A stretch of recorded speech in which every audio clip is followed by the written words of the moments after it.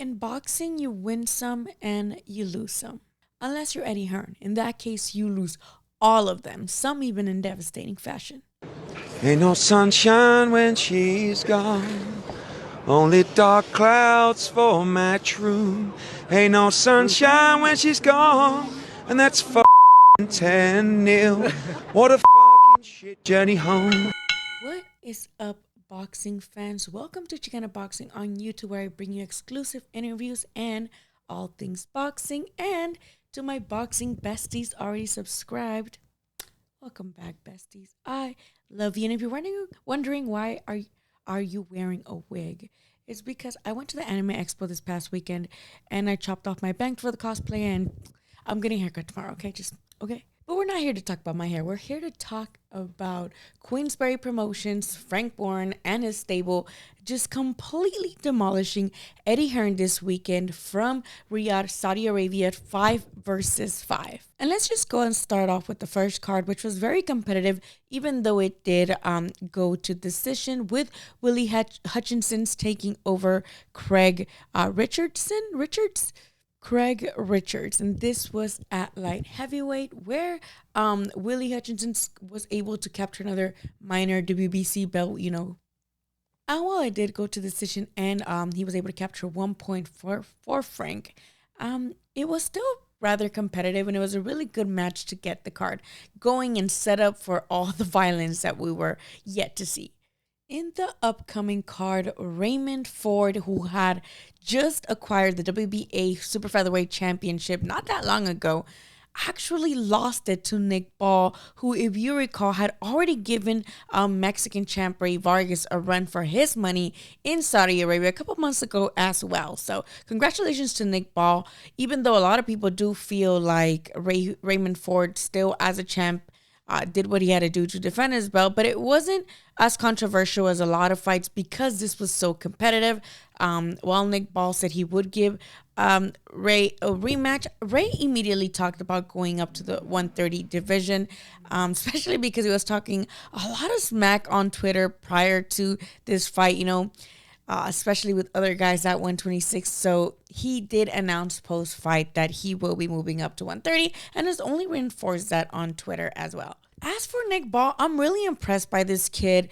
I'm not often impressed by what they got going over there on the other side of the pond, but Nick Ball is one of those guys that I was like, hey, he has not only a great fan-friendly style, but he does seem to have a very effective aggression too, and he has a hell of a chin, because Raymond Ford landed some bombs on this kid, especially in the second half of the fight, because if anything, I think whatever lost Raymond the fight is that he started off very slow, and you saw it in his corner who were asking him to box, and he didn't seem to have the capacity to do so, and he was just out there banging. So I don't take anything away from Raymond Ford. I don't think this was necessary. It's like Brandon Figueroa. They lose in split decisions, and it's like, you could have won, so I'm not going to really hold this against you, and I'm rooting for you at 130. Again, as for Nick Ball, here goes my ADHD. As for Nick Ball, Bernardo, right? Luis Bernardo called him out post-fight, said, hey, I will kick your booty, basically translated. And we know that people from the other side of the pond don't seem to have the best luck against Mexicans, but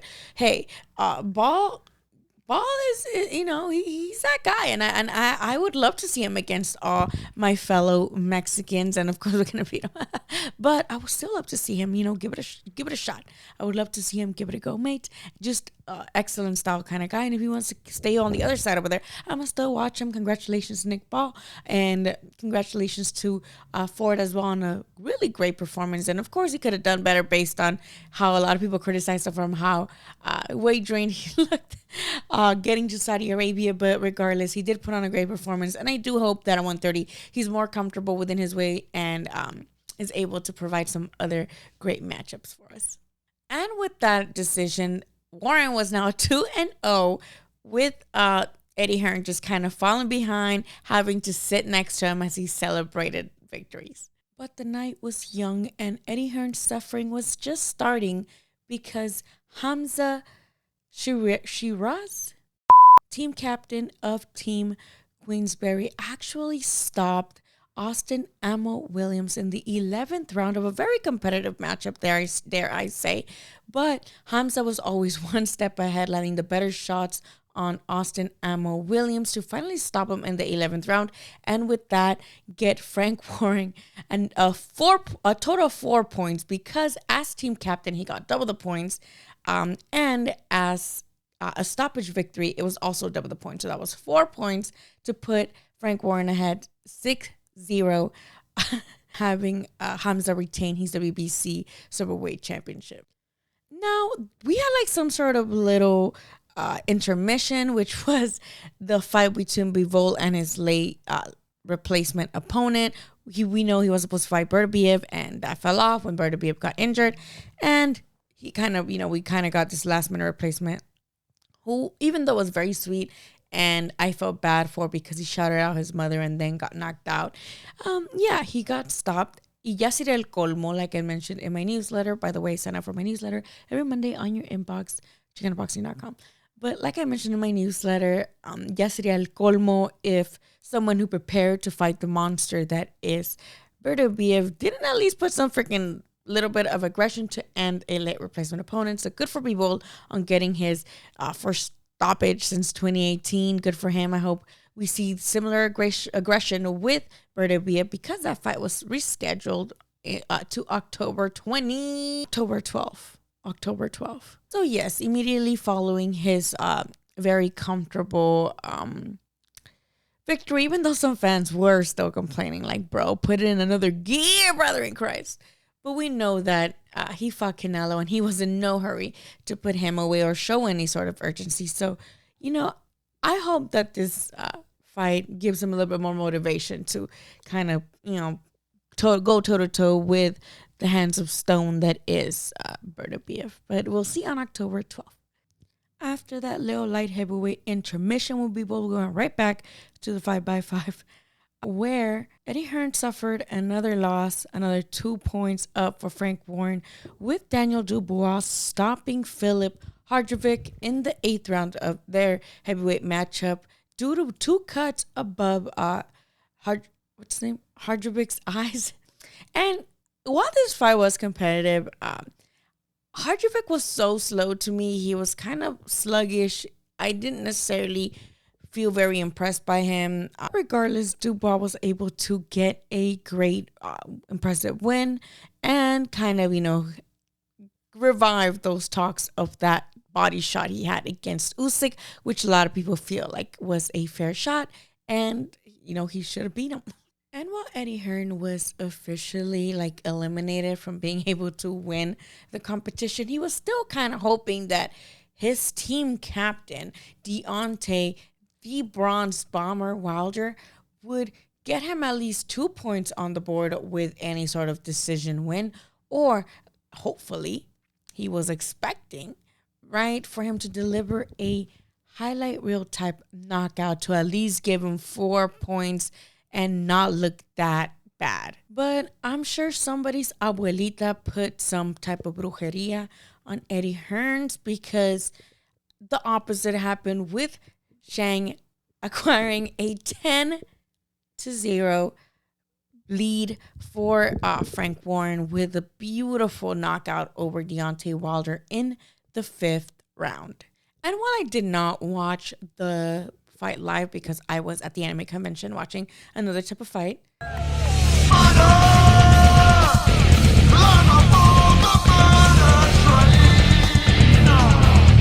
I did watch it at home, and it was very sad to see because I think Wilder was putting on somewhat of a decent performance before getting stopped, but it was very puzzling to see him I guess turn his back on Zhang, because what was he complaining about?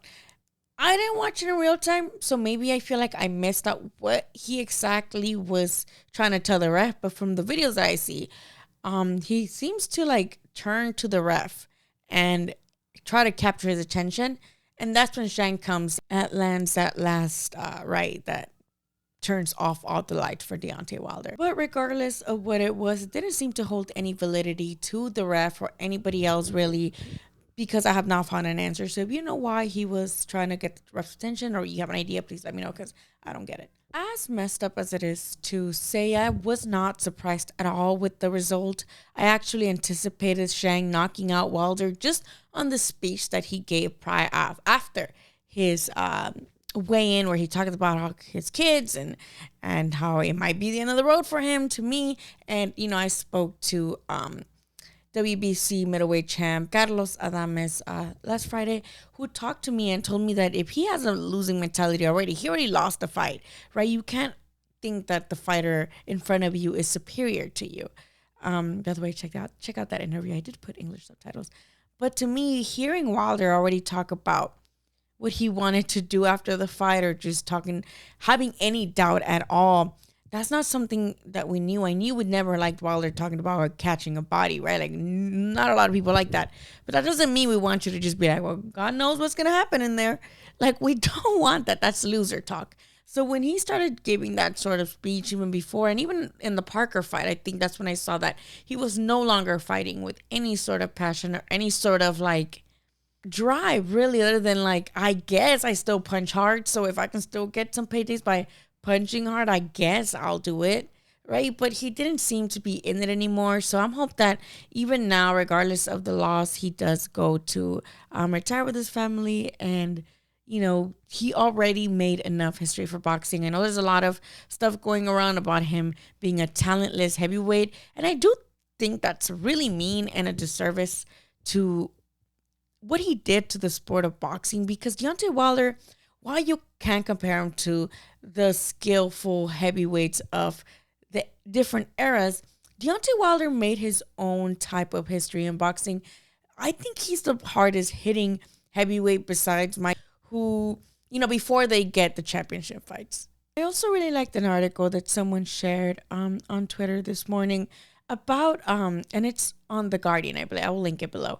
But it was very beautiful, explaining how Wilder is, I believe they called it the American dream misunderstood, because though he gets criticized for being, talentless, or his legs, or maybe not having the IQ that a lot of people feel just any boxer should have, I think we need to remember that he won a bronze medal. Like, this dude won a bronze medal in the Olympics, and you don't just win bronze medal in the Olympics just because they're handing them out like fucking pancakes. These are not WBC belts that they're just freaking giving them out.